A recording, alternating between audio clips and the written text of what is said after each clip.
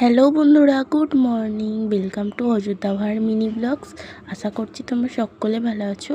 তো আমি এতদিন ভিডিও দিইনি, তার কারণ হচ্ছে আমার ফোনের রিচার্জ শেষ হয়ে গেছিলো, আর তার জন্য বড় ভিডিও অ্যান্ড মিনি ব্লগ কোনোটাই তোমাদের সঙ্গে শেয়ার করতে পারিনি।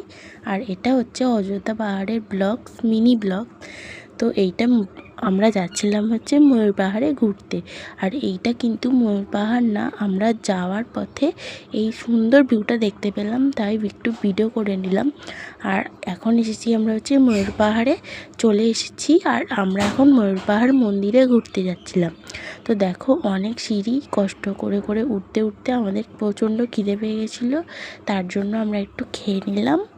ময়ূর পাহাড় মানে কিছুই না, ময়ূরের মতো দেখতে, তাই একে ময়ূর পাহাড় বলা হয়।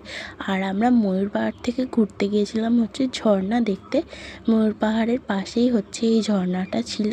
তো আমরা সবাই নেমেছিলাম, খালি দাদা নামেনি, আর বাবা আসেনি, বাবা গাড়িতেই আছে। তো দেখো এই ঝর্ণাটা কত সুন্দর। তো আর কি দেখা হচ্ছে তোমাদের সঙ্গে নেক্সট।